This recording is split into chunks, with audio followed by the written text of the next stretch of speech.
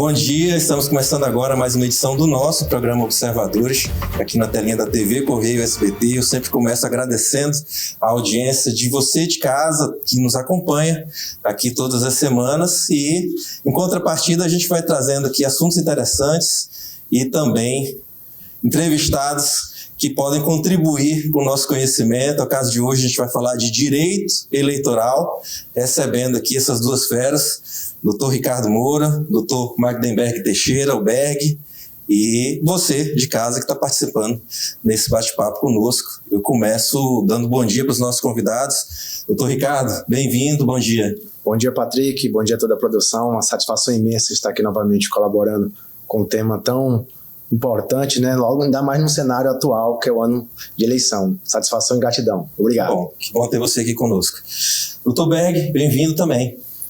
Obrigado, bom dia Ricardo, bom dia a todos que nos assistem.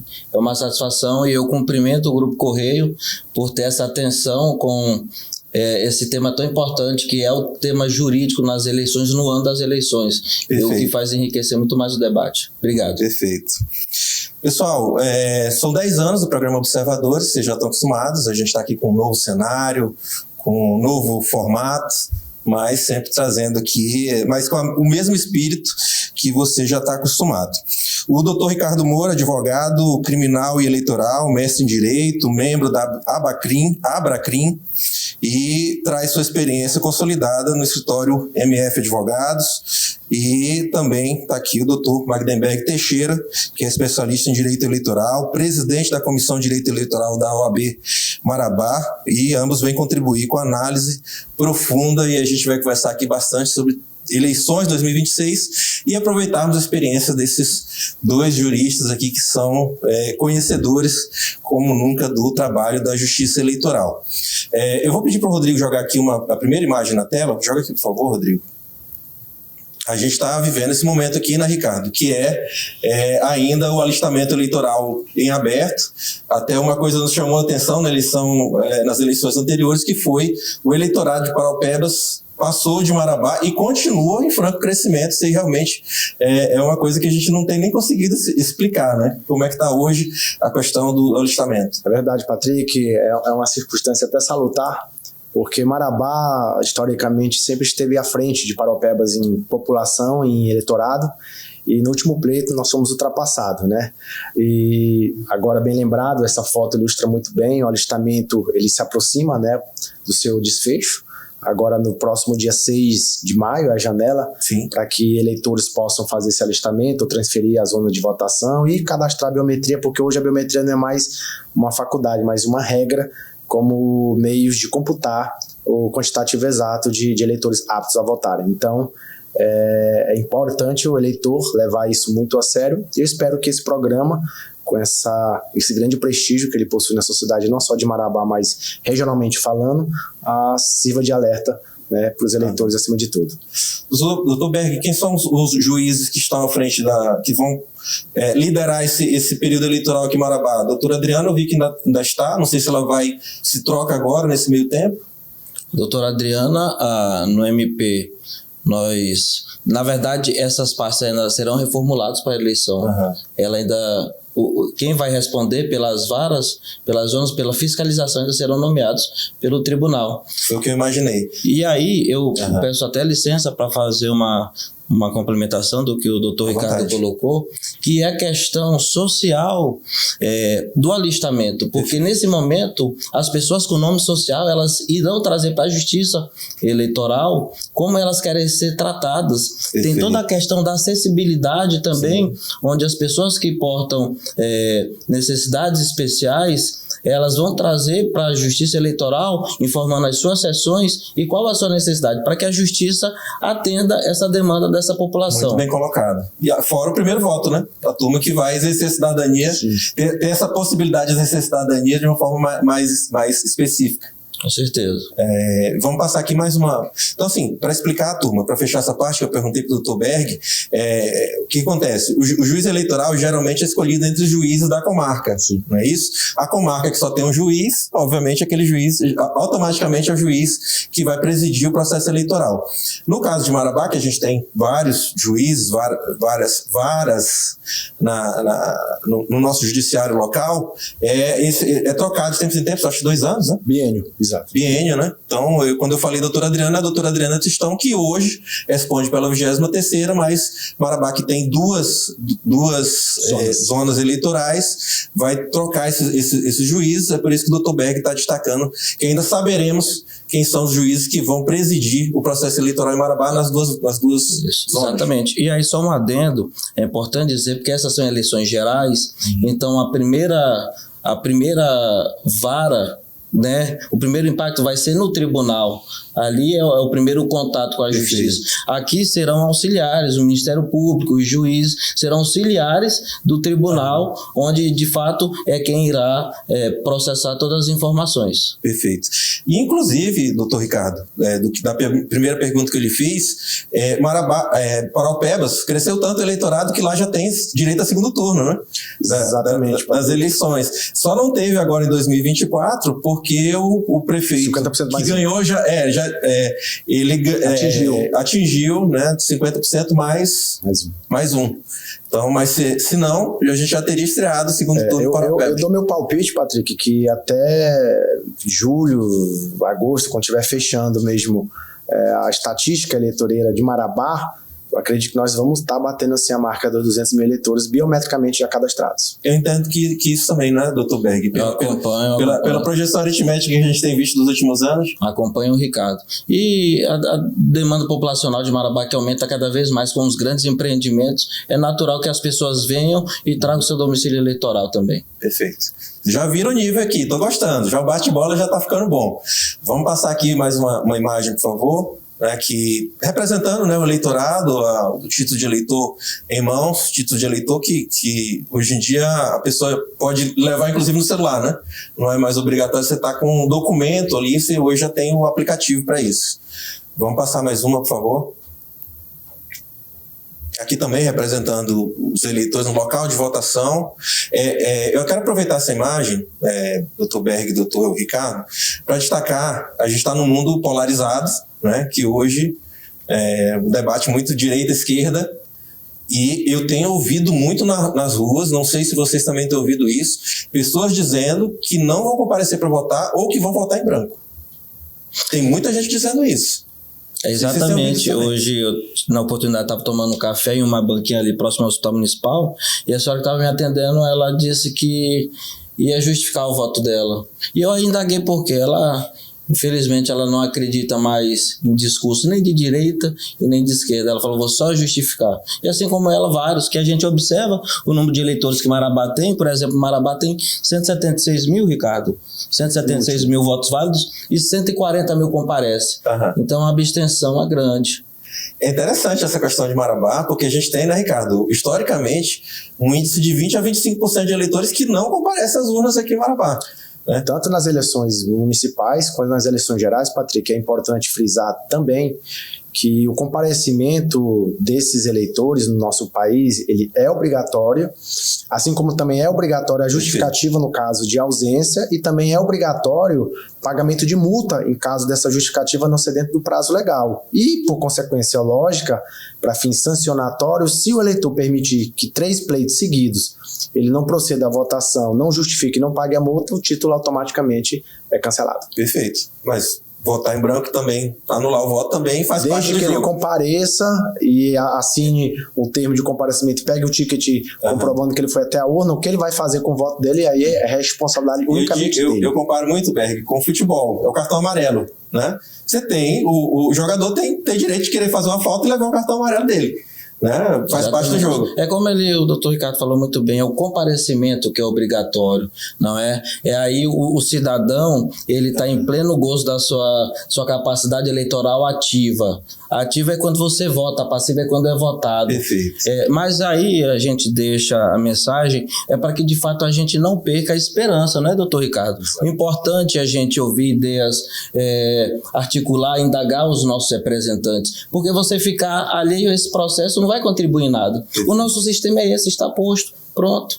Perfeito. Se omitir também faz parte do processo, mas você também está assumindo uma conduta quando você se omite, né? Vamos passar mais uma aqui, por favor, Rodrigo.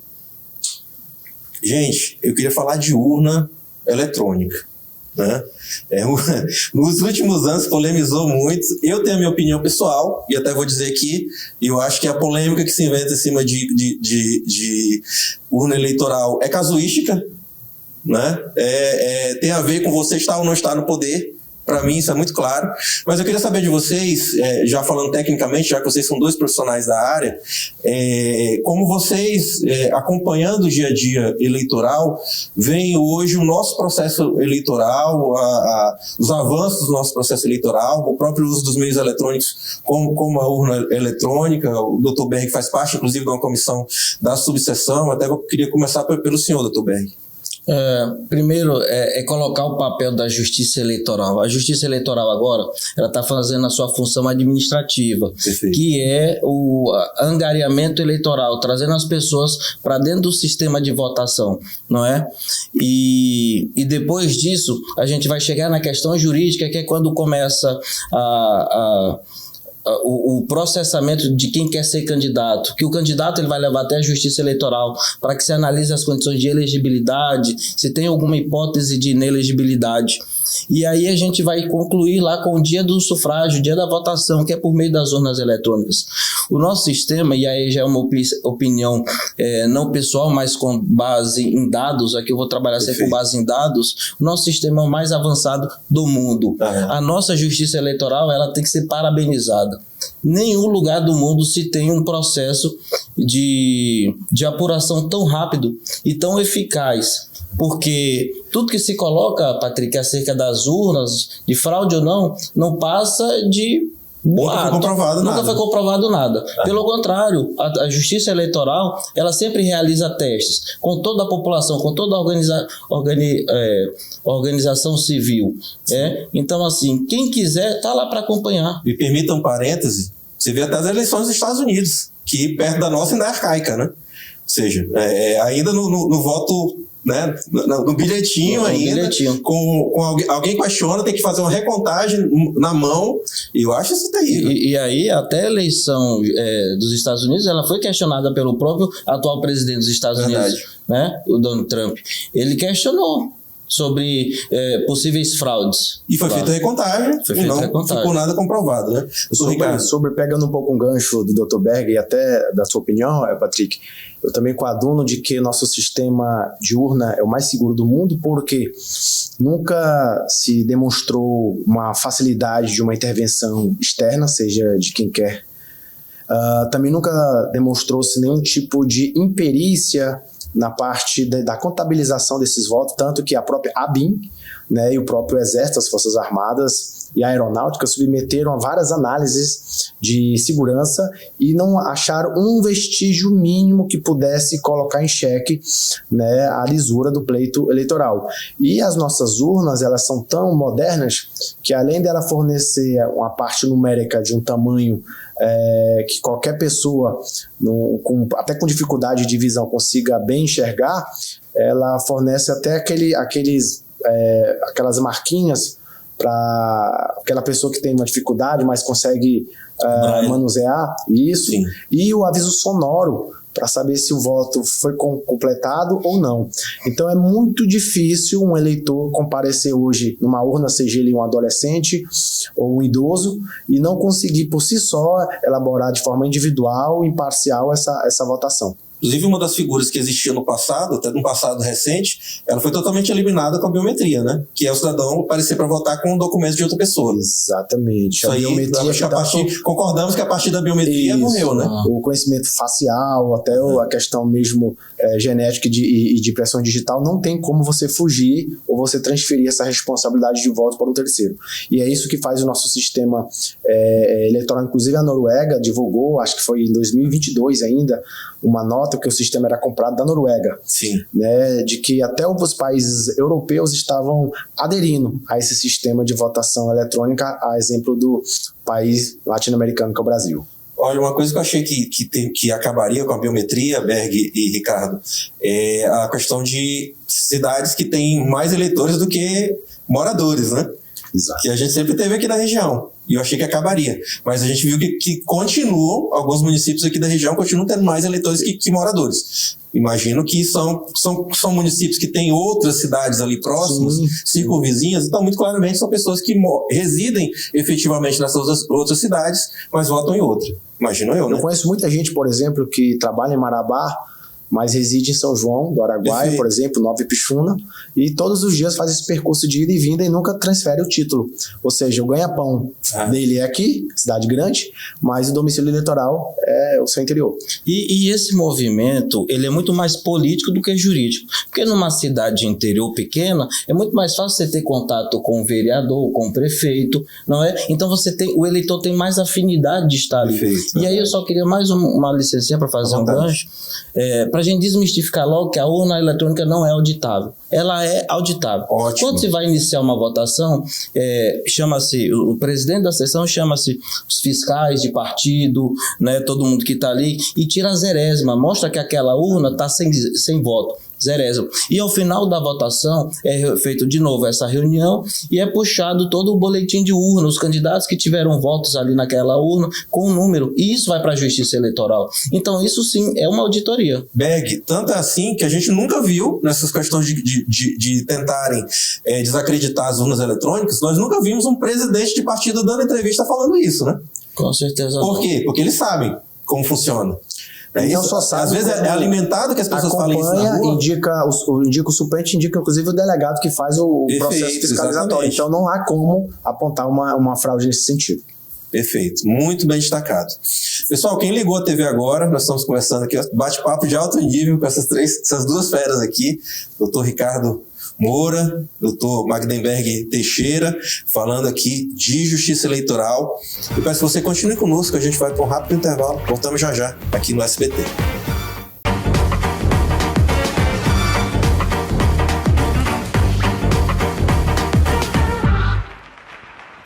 De volta com o programa Observadores, aqui na telinha da TV Correio SBT. Quero agradecer a você de casa e lembrar que os nossos programas anteriores estão disponíveis lá no YouTube. Basta você digitar Observadores Marabá, como está aparecendo aqui. Você encontra muito facilmente. Peço que você dê um joinha lá, já passa no seguir. E você encontra lá os programas anteriores na íntegra, também o de hoje, no qual a gente está conversando aqui com essas duas feras do direito, Dr. Ricardo Moura, Dr. Magdenberg Teixeira, dois advogados que militam também na área eleitoral, que é o nosso assunto de hoje aqui. Vamos jogar aqui mais uma foto aqui, por favor, Rodrigo. Vamos entrar agora num assunto que os dois dominam, né? Porque vocês trabalharam ativamente nas eleições de 2024, eleições que elegeram prefeitos e vereadores, e eu sei que vocês trabalharam bastante representando políticos aqui da região, e uma das coisas que chamou bastante atenção da comunidade nesse período aí, já após 2024, foi algumas danças das cadeiras aí, gente que já perdeu mandato, e o foco tem sido justamente esse que a gente está colocando na tela.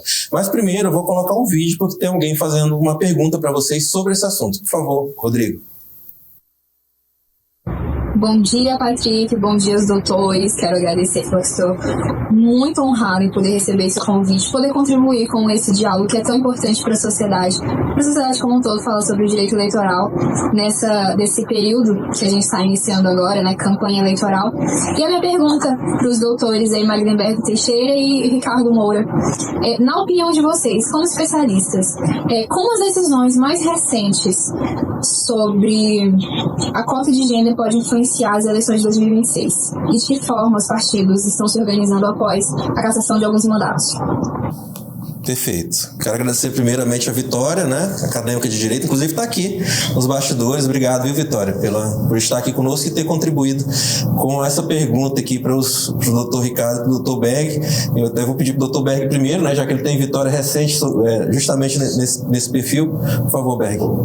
Primeiro a gente tem que começar que agora, há 4 dias atrás, o voto feminino teve 90 anos que foi conquistado. Perfeito. O voto feminino, não é? Muito bem destacado. É importante trazer esse voto, que é a ascensão política da mulher. Ou seja, se falarmos de existência da nossa sociedade brasileira, é relativamente novo, né? Apenas 90 anos. Com certeza, apenas 90 anos. E 53% do eleitorado é feminino. E somente 20% dos cargos eletivos são ocupados por mulheres. Então, essa questão da cota de gênero, que muita gente fala até que é cota feminina, mas é um erro técnico falar. Perfeito. A cota de gênero, ela é um avanço nessa política buscada, principalmente encabeçada pelas mulheres, porque elas queriam ser representadas. Então, buscou-se, junto ao Congresso Nacional, fazer uma política que desse, de fato, efetividade ao número de mulheres no eleitorado, que esse número ainda baixo de mulheres no poder. Portanto, Patrick, Marabá teve casos recentes que mexeram nas cadeiras da Câmara de Vereadores. Da política recente, eu desconheço, até pela minha pouca idade no eleitoral. Na história da Câmara de Marabá, primeira vez. Não, eu penso... primeira vez? Primeira vez. Não sabia desse dado histórico. Que está trocando vereador por esse motivo é a primeira vez. Então nós estamos fazendo história, Ricardo. Somos os primeiros advogados a atuar nesses casos. E aí não é motivo de felicidade, não. Pelo contrário, eu acho que isso sirva, Patrick, para que os partidos eles tenham uma preocupação de fato com as mulheres. Porque não basta somente você respeitar a letra fria da lei, lançando um número mínimo de candidatas mulheres e não dando suporte a essas mulheres. Suporte financeiro, de material. Doutor Berg, me permite ser um pouco mais específico. Na minha visão de leigo, né? Vocês são os profissionais da área aqui. Eu entendo que a cota de gênero não é uma novidade, ela já está aí há bastante tempo, não é isso? E eu entendo que os partidos vinham fazendo de conta que estavam cumprindo e a Justiça Eleitoral fazendo de conta que estava aceitando. E agora eu entendo que a Justiça se tornou mais ativa nesse sentido de efetivamente punir os partidos.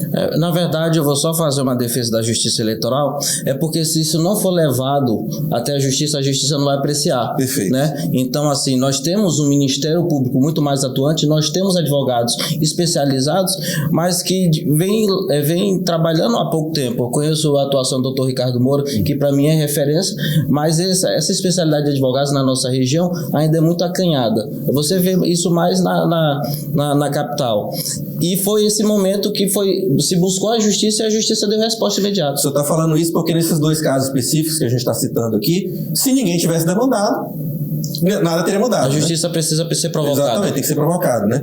Doutor Ricardo, inclusive, a Justiça ela especifica, ela tem critérios para definir, para entender que realmente aquela candidata mulher ou que foi burlado de alguma forma a cota de gênero. Quais são esses? Exatamente, Patrick, porque a Justiça Eleitoral não está só apenas instigando e talvez atraindo o público feminino para participar dos pleitos. O objetivo maior é tornar efetiva um desempenho de campanha durante o pleito, para que evite aquele, talvez, mau costume que alguns interiores praticam do mandato tampão, apenas cumprimento de tabela. Se a mulher, a cota de gênero que é exigido por lei, no mínimo 30%, ela não exercer efetivamente uma campanha, apenas dar o seu nome e achar que com isso vai ter algum tipo de benefício, é um leve engano. Foi o que aconteceu em Marabá, no último pleito de 2024. Não foi culpa dos dois candidatos, talvez, eleitos legitimamente pelos eleitores de Marabá, mas o partido deles, a direção do partido a qual eles eram filiados, talvez tenha omitido uma atenção especial nesse sentido e acabou filiando no seu quadro partidário pessoas que não estavam de fato comprometidas com aquele pleito, só queriam saber, não sei quem sou eu para julgá-las, mas talvez só queriam saber de ter um tipo de benefício. Esse benefício talvez não foi alcançado como a contento e acabaram simplesmente virando as costas, né, do meio para o fim da campanha eleitoral. E foi justamente isso que a Justiça Eleitoral, ao ser provocada, analisou. A Justiça Eleitoral não tem uma visão muito apaixonada de partido, de direita, de centro ou de esquerda. Ela simplesmente analisa os critérios objetivos, e dentre esses critérios está, né, a eficácia de desempenho de campanha, como caminhadas, passeatas, participar de reuniões com o bairro, material gráfico, santinho, rede social. Não basta você chegar lá e dar o seu nome para a justiça, você tem que praticar um ato de campanha, e foi o que aconteceu em Marabá. Não praticaram o ato de campanha, infelizmente o partido foi punido. No caso aqui de Marabá, Berg, num dos casos, a pessoa que foi imputada dessa situação, ela até admitiu que não concorreu, né? Inclusive falou até que votou em outra, que ajudou uma outra candidata mulher. Exatamente, foi juntado aos autos que ela compareceu à urna e não votou nela, né? Foi juntado uma certidão, o que demonstra de forma inequívoca que essa candidatura ela existia no papel e não na efetividade, que é o que a justiça tenta coibir de fato. E o doutor Ricardo, ele foi muito cirúrgico em dizer que os candidatos que perdem, os vereadores que perderam o mandato, eles não necessariamente contribuíram para isso. Foi muito uma falha do partido. Contudo, como o voto de toda a agremiação é anulado, o mais prejudicado é aquele que conseguiu o mandato. Eu vejo de outra forma. Além do senhor, não é de ver de outra forma, mas eu vou além. Eu entendo que tem um outro prejudicado, a pessoa que votou, efetivamente, né? Para citar os dois vereadores que perderam o mandato aqui em Marabá, né? O Mitterrand e o Orlando Elias, né? Os eleitores que votaram neles votaram conscientemente, né? E queriam que os seus votos fossem. E eles desempenharam uma campanha muito bonita, uma campanha muito limpa. Eu acompanhei nas redes sociais, eles têm os eleitores deles. Então, assim, como é que fica esse grupo de eleitores que confiaram no trabalho deles, deram um mandato para eles, mas infelizmente por um filiado do partido, toda a chapa foi descredenciada, né? Mas muito bem destacado que o Dr. Berg colocou. Volta aquela imagem aqui, por favor, Rodrigo. Aqui, justamente as duas notícias, né? Essa aqui a gente publicou essa semana. Aqui, Justiça Eleitoral marca para o dia 10 agora, dia 10 de março, né? Recontagem. Já muito possivelmente fala-se que possivelmente vai ser o Coronel Araújo, né? Que é um ex-vereador. Se formos olhar pela lógica anterior, né? Que já também, pelos cálculos, inclusive de vocês dois, com quem eu conversei, já se sabia que seria o Marcos Paulo, né? Entendo que também, nesse caso aí, do sistema, a média que é feita ali, já se sabe mais ou menos quem é aquinhoado com isso, não é isso, doutor? Isso, a gente, além de advogado, tem que dar uma de matemática e usar a regra para fazer essas contas. Antes da justiça fazer a recontagem e a redistribuição dos votos, a gente já tinha feito esse exercício aí para saber quem seria beneficiado. E antes da primeira decisão, nós tínhamos a ciência que possivelmente os votos iriam para o PDT, né, que seria a maior sobra naquele momento, e a segunda maior sobra hoje nós entendemos que é a do MDB, a qual o Coronel Araújo, ex-vereador, é filiado e concorreu por esse partido. E PDT é o partido do Marcos Paulo. Está estreando, inclusive, aí, quero até mandar um abraço para o Marcos Paulo, né, tem um histórico de servidor público e que é um jovem, né, eu acho ele uma boa novidade da política, viu, Ricardo? Não só uma boa novidade, como ele apenas está colhendo o que ele plantou, que foi um trabalho muito bem desenvolvido na zona rural. Sim. Atingiu uma votação muito expressiva, assim como os demais, fez uma campanha muito bonita também, propositiva, e acabou, né, conseguindo não por um capricho único dele, né, mas assim por uma decisão da justiça, cuja puniu, né, um filiado de um partido que acabou prejudicando toda uma agremiação. Aí não vou entrar no mérito sobre se foi correto, se foi incorreto, Sim. mas foi uma circunstância com a justiça eleitoral não deixa passar. E até respondendo a pergunta da Vitória, que ela perguntou sobre essas decisões de natureza dos tribunais superiores, e ela tem uma visão muito objetiva. A nossa jurisprudência pátria hoje, no sentido de fraude à cota de gênero, ela é muito objetiva. Existe exceções, como toda regra? Sim. Só que o que é observado aí é se aquela campanha daquela agremiação foi efetivamente praticada ou não. E deixando a paixão, a emoção de lado, verificou-se nesses 2 casos de Marabá que não ocorreu. Razão pela qual houve essa decisão da perca de 2 agremiações e, por consequência lógica, de 2 cadeiras que foram substituídas por outras 2. Dr. Berg, me dê a sua avaliação sobre a tramitação dessas 2 situações, né? Ambos receberam sentenças aqui, né, no 1º grau, na Justiça Eleitoral local, e foram executados após essas sentenças terem sido confirmadas no Tribunal Regional Eleitoral, ou seja, na 2ª instância, né, imediatamente. O tempo, você achou que foi, o Marcos falou outubro, né? Marcos Paulo foi outubro. Efetivamente ele tomou posse em outubro, né? Depois já na recontagem, no mesmo dia ele já foi diplomado, não é isso? E essa outra segunda situação, logo pouco tempo depois, porém, só agora está sendo efetivamente cumprida a sentença. Como é que você vê esse tempo de tramitação aí? Isso mostra uma celeridade da justiça. A justiça eleitoral, ela quer ser rápida não só na apuração, ela quer ser rápida na efetividade das políticas públicas. Porque em menos de um ano nós já tivemos uma primeira sentença, coisa que em outras searas não ocorre, não é? Então tu já teve uma sentença de piso, já subiu o recurso para o Tribunal Regional Eleitoral, onde foram confirmados pelo pleno ali do tribunal. E agora, como toda decisão, cabe ainda mais um recurso ao Tribunal Superior Eleitoral, TSE. Mas já é cumprido ali, porque você já tem uma sentença de 2ª instância. Exatamente. O TRE mandou que cumpra e reconte os votos, mas ainda cabe recurso. Toda essa situação que nós estamos vendo, ela pode ser revista ainda pelo Tribunal Superior Eleitoral. Ainda não está transitado em julgado. Que é o que os advogados de ambos devem estar fazendo, né? Com certeza. São grandes juristas que com certeza estão trabalhando seus recursos. Do Mitterrand. Ainda nesse assunto, que é um assunto, esse assunto me chamou muita atenção, eu até vou pedir para colocar mais uma imagem aqui, por favor, Rodrigo. O que está aqui? A gente fez um levantamento das situações que mais ensejaram mudança de prefeitos e vereadores já depois das eleições de 2024. Compra de votos, distribuição de bens, vales, dinheiro, troca de votos, risco crítico, fraude à cota de gênero, candidatos fictícios, a gente acabou de falar, né? Por não cumprir a cota mínima de 30%, Caixa 2, recursos paralelos à contabilidade oficial, parece que ainda segue acontecendo, abuso do poder econômico e fake news, propaganda irregular. Eu queria falar de vocês dois sobre isso, e inclusive ainda na questão da cota, como vocês acham, vocês dois acreditam que isso vai influenciar já nessas eleições de 2026, imagino eu, porque os partidos já devem estar mais espertos com o que vem acontecendo. Doutor Ricardo.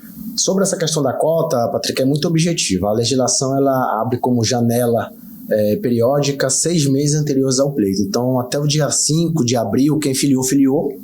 Quem não filiou, não filia mais para este ano. Então, esses 6 meses ele serve como um parâmetro para dizer se aquela pessoa, seja ele um homem, seja uma mulher filiada àquela sigla partidária, se tem alguma identidade de fato com aquela sigla. E o que vai definir isso? O período a qual aquele cidadão ele é filiado.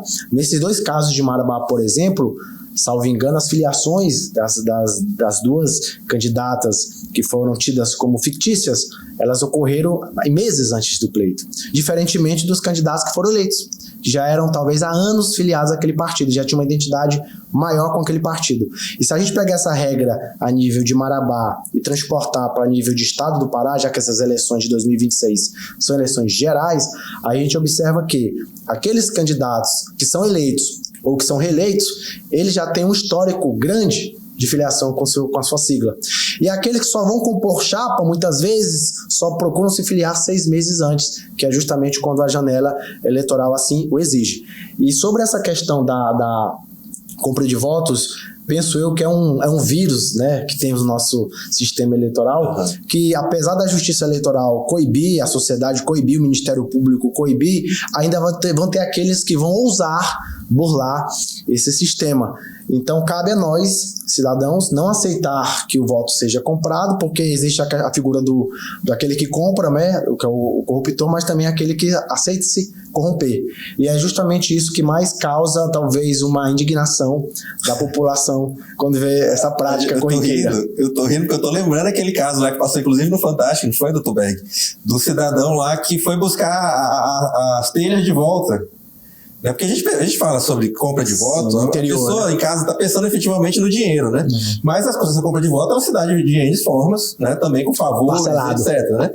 E teve aquele caso, não sei se vocês viram, que foi notícia até no Fantástico, que foi o candidato a prefeito não se elegeu, o vereador, e foi lá buscar as telhas que ele tinha dado para os eleitores. Pro determinado eleitor, foi buscar de volta, mandou o caminhão buscar a telha de volta.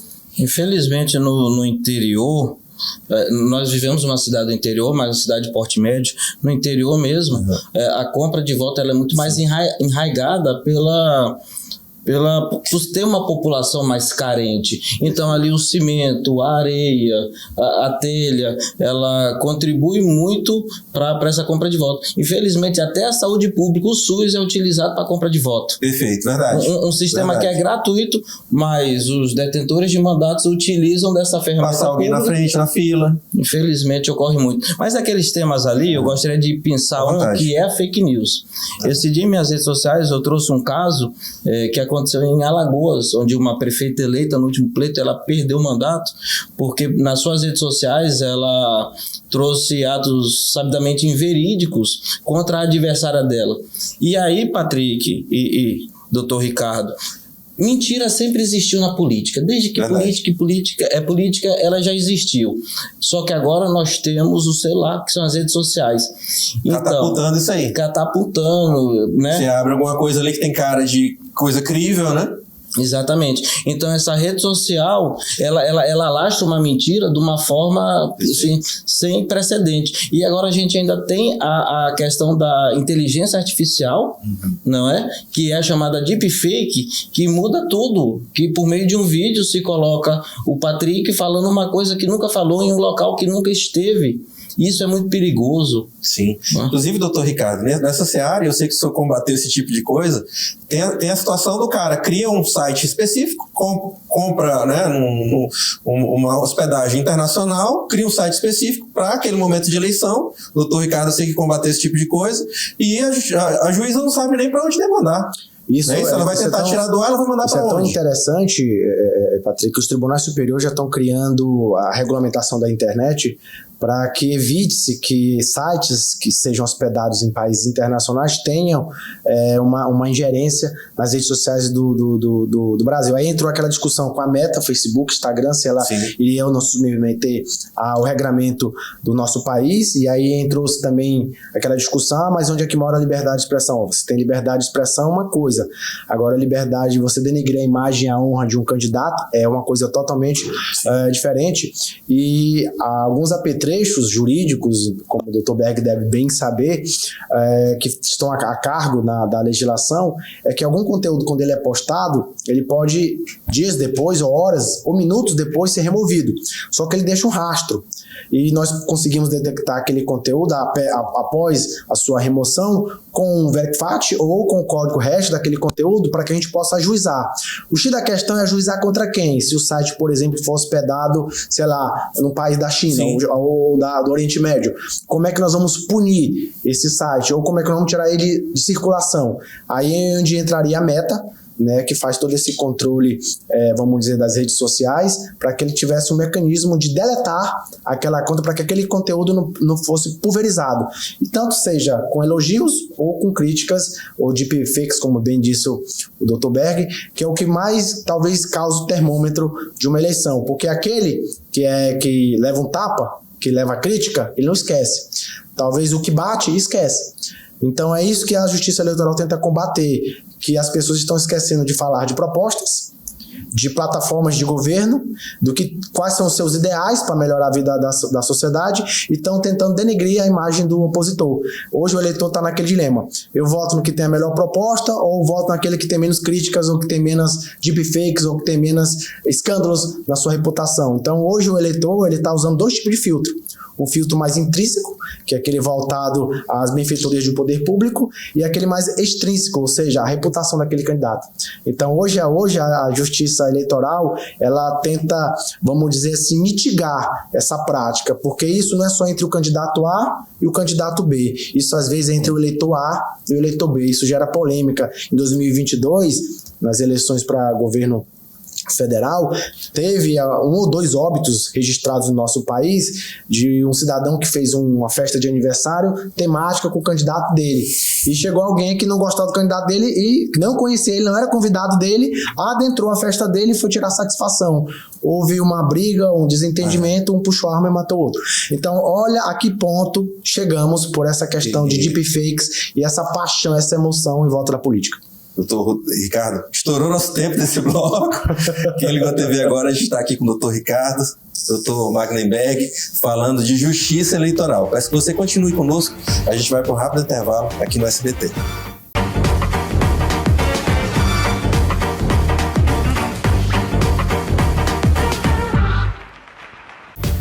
De volta com o programa Observadores, aqui no SBT. A gente está falando hoje aqui de direito eleitoral. Hoje, conversando com o doutor Ricardo Moura, também inclusive um dos nossos representantes legais aqui do Grupo Correio. Agradecer, Ricardo, pela tua presença aqui. E também do doutor Magdenberg Teixeira, também atuante nessa área eleitoral. Senhores, a gente acabou o bloco anterior falando da questão das fake news. Tem uma outra questão que eu acho que também preocupa ao meio jurídico e certamente preocupa a justiça eleitoral, que é o avanço das ferramentas de inteligência artificial. Você hoje tem ferramentas, eu sei porque eu já abri várias. Você tem, assim como você tem uma ferramenta que faz uma música para você, daqui a pouco tirando o pão e o leite do instrumentista, né, e do autor, do poeta. Então você tem desde IA que faz música, quando você tem uma IA que põe você num outro rosto, ou põe o teu rosto falando algo e usando a tua própria voz. Hoje, se você tiver, se eu não me engano, são 40 segundos da voz de alguém, você consegue botar uma IA para fazer um discurso inteiro usando aquela voz da pessoa. Então, eu acho que está muito perigoso e está muito complexo. Eu estou bem curioso para saber como é que a justiça eleitoral vai combater, porque eu tenho certeza, doutor Ricardo, que esse tipo de arma vai ser utilizada. Essa questão de copiar o timbre da voz, né, eu até acredito que não precisa nem dos 40 segundos para que uma inteligência artificial consiga copiar esse timbre. Mas o que vai talvez ser o divisor de águas nessas eleições vai ser o perfil do candidato. Porque tem aquele candidato que ele é mais adepto dele mesmo, ele mesmo presidir as suas informações via rede social. E tem aqueles que terceirizam. Perfeito. Né? Então, o eleitor vai estudar o seu candidato de acordo com o perfil, sabe? Aquele vídeo é coerente com o perfil daquele candidato, ou aquele vídeo é totalmente divergente do perfil daquele candidato. E, lógico, caberá à justiça eleitoral coibir os excessos. Sim, muito bem. Na verdade, a justiça eleitoral, desde a última eleição, ela prevendo já o fenômeno da inteligência artificial, ela já regulamentou, né, por meio da resolução. Ela falou, aquilo que for utilizado, que for feito por meio da inteligência artificial, coloque a tarjeta. Isso aqui foi produzido pela inteligência artificial. E não está proibido, me permito o parênteses, utilizar essa inteligência artificial para bolar uma propaganda. Lógico. Beleza, né? O sentido da minha pergunta, obviamente, é de que as pessoas usem para atribuir uma conduta a alguém. Exatamente. Perfeita a sua colocação. E aí, o que foi realmente vedado, e deve ser vedado, porque a gente ainda não tem as resoluções desta eleição, é a deepfake, que é a mudança de cenário, é a mudança de rosto, de timbre de voz, onde pessoas falam o que não falaram em locais que não estiveram. E isso vai ser a grande sacada do direito eleitoral, vai ser a grande militância. Por quê? Nós juristas até conseguimos retirar do ar um vídeo mentiroso, um vídeo falso. Só que o impacto político que esse vídeo causa nas eleições, ainda mais um período curto, é irreparável, porque assim, a dona Maria recebeu ali no WhatsApp dela, passou pro seu João, aquilo eu não vou tirar do celular dela, eu vou tirar da página que se hospedou, não é? Mas isso aqui, a política vai ocorrer e muitas pessoas, por meio da desinformação e por falta de conhecimento, vão comprar aquilo como uma verdade, Patrick. Perfeito. Principalmente reta final é irremediável. Vamos colocar mais uma imagem, por favor.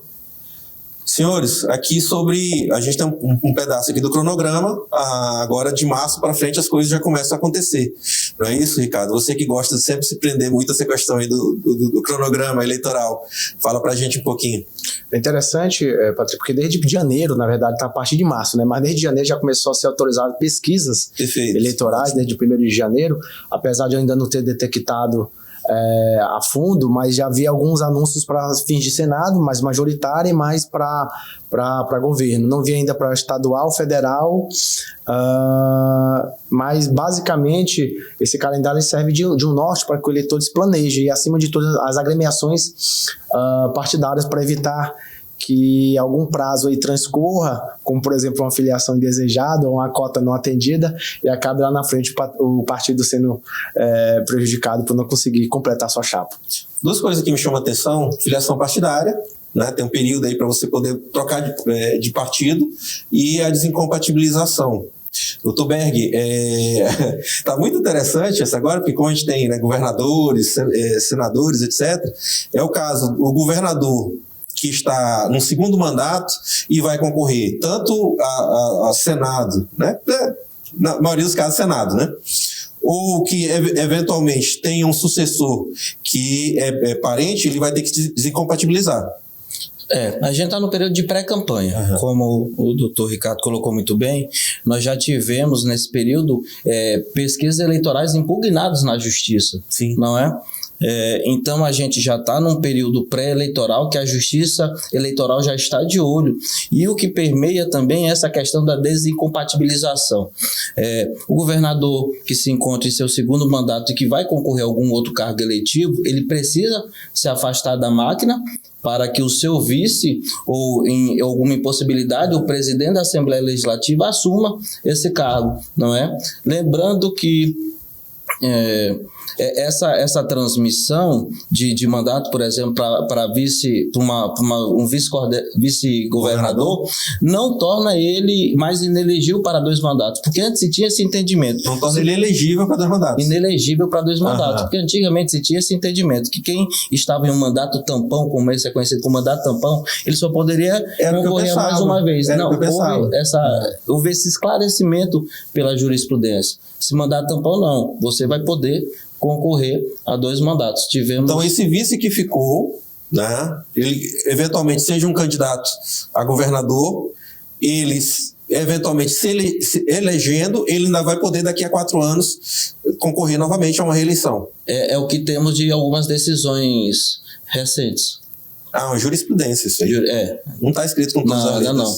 É o entendimento da justiça. É o entendimento da justiça. Inclusive, esse entendimento ele ocorreu por um caso aqui no Pará, onde um presidente da Assembleia, da Câmara de Vereadores, ele assumiu, e aí ele foi para a eleição e outra reeleição, e aí tentaram impugnar a candidatura dele com base nisso, e aí falou, não, é só mandato tampão. Inclusive, está muito interessante o que está acontecendo, Ricardo, lá no Rio de Janeiro, onde o atual governador vai concorrer a senador, ou seja, vai entregar o cargo, o vice não quer assumir, porque senão não vai poder concorrer, se eu não me engano, a deputado. né? Ele parece que quer concorrer a deputado, e já sabe que não teria chance para ganhar para governador, não tem interesse em ser o próximo governador, em tentar uma campanha para governador, mas quer concorrer, se eu não me engano, para deputado, então não quer assumir, e o presidente da Assembleia Legislativa, se ele assume, ele também fica inelegível. Né? E ele também, automaticamente, é uma figura que vai concorrer a deputado estadual novamente ou a deputado federal. O que nós chamamos de separar o joio do trigo, porque quando se diz em parlamento, ele se difere totalmente da metodologia do executivo.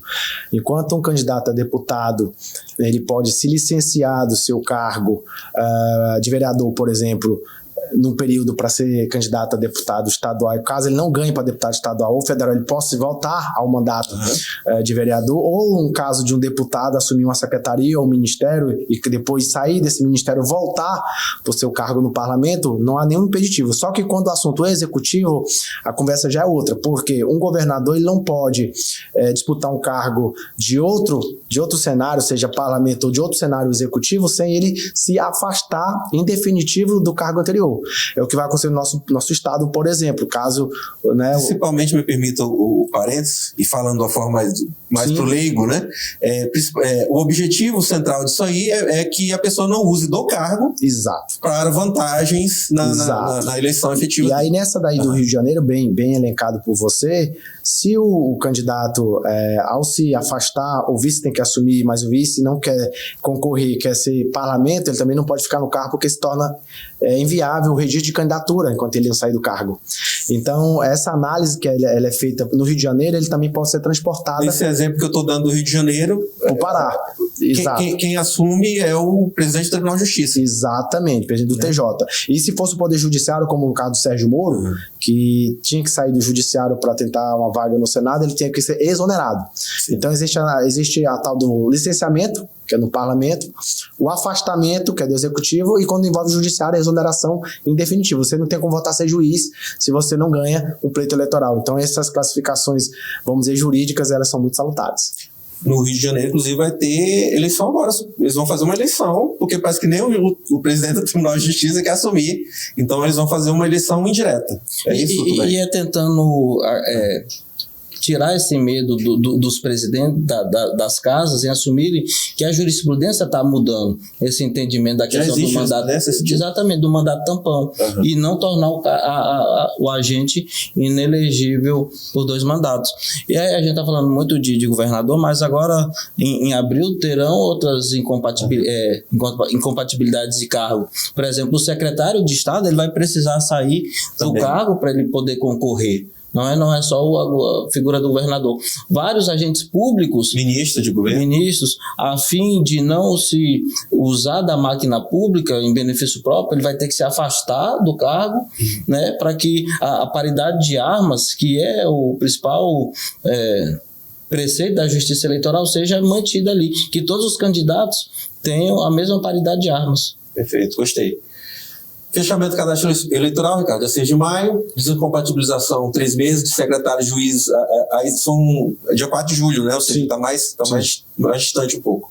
Secretários, juízes, desembargadores devem deixar os cargos, às vezes acontece também, né? Já vi muitos juízes aí concorrendo a cargo eletivo.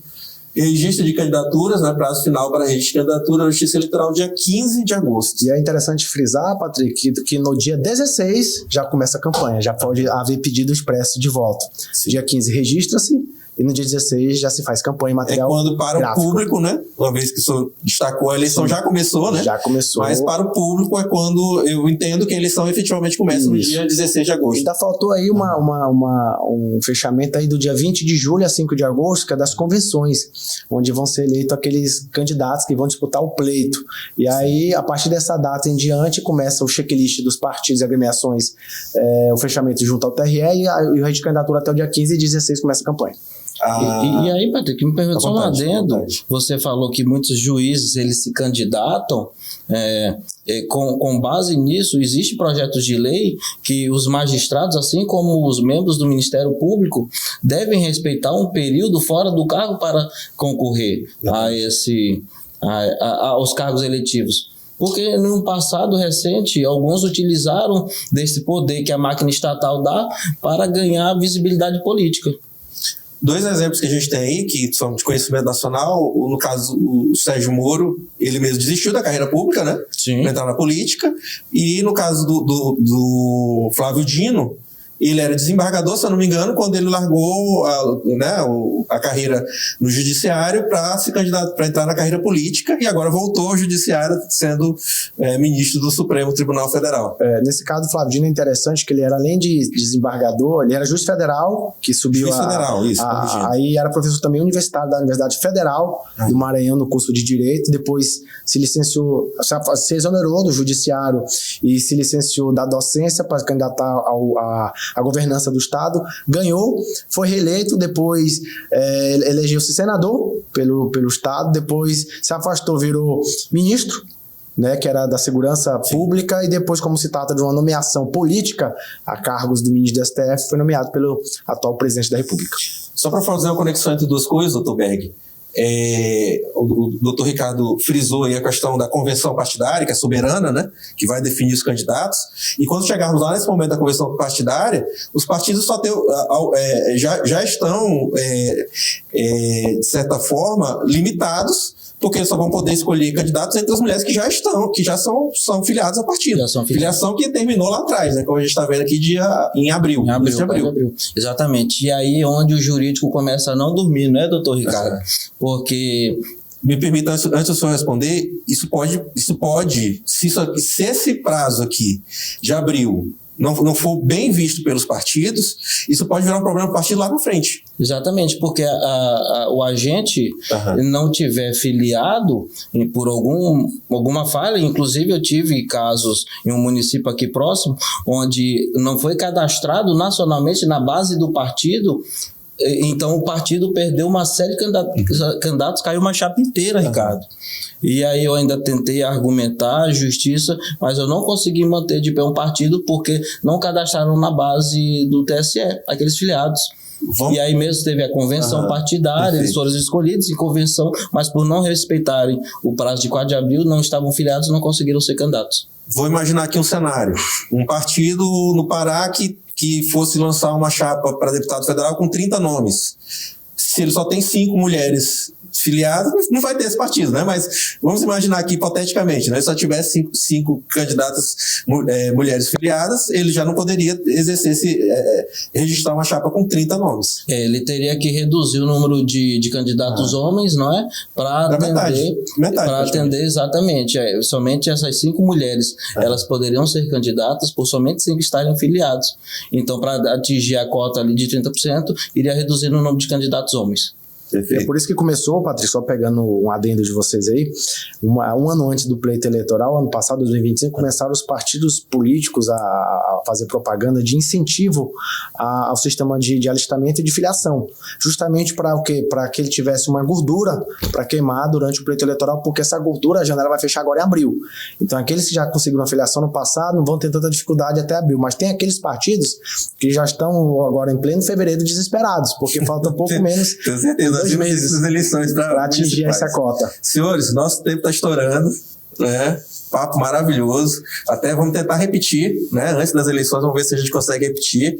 Mas já agradeço aqui a presença do doutor Ricardo, doutor Berg. Doutor Ricardo, muito obrigado pela sua presença aqui conosco hoje. Mais uma vez, Patrick, gratidão, doutor Berg e toda a equipe do programa Observadores. É uma década de muita notícia importante, notícia, um cenário regional, e que continuemos aí por mais longos 10 anos, possamos estar sempre aqui trazendo notícias, assuntos de suma importância e que a população, acima de tudo, participe cada vez mais. E agradeço em nome da nossa equipe. Doutor Berg, obrigado também pela presença. Obrigado, doutor Ricardo. Te parabenizar por um programa tão longevo. Obrigado. Não é se você está aqui, é porque a população reconhece esse trabalho. Sim. Não é somente por você querer. A população te assiste, então parabéns. E que a população não perca esperança no nosso sistema eleitoral e nos nossos políticos.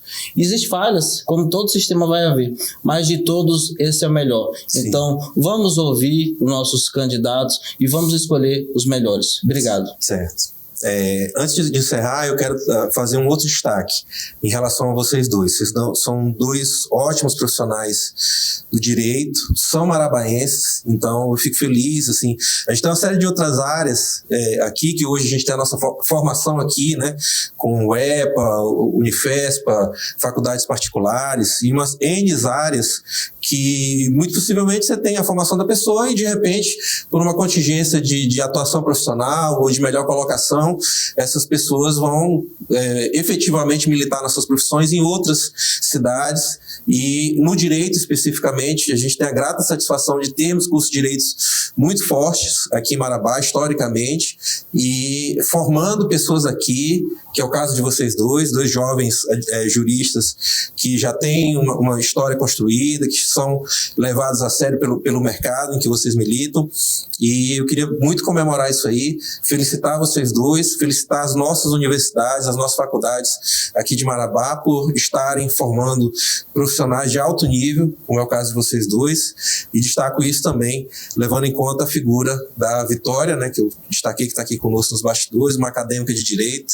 Faço questão de dizer isso aqui na frente dela, como futura colega de vocês do direito, do orgulho que a gente tem de profissionais do gabarito de vocês, militando aqui, pessoas da terra que levam a sério a nossa terra. A você que nos acompanhou, um ótimo restante de domingo. Até semana que vem, aqui na telinha da TV Correio SBT.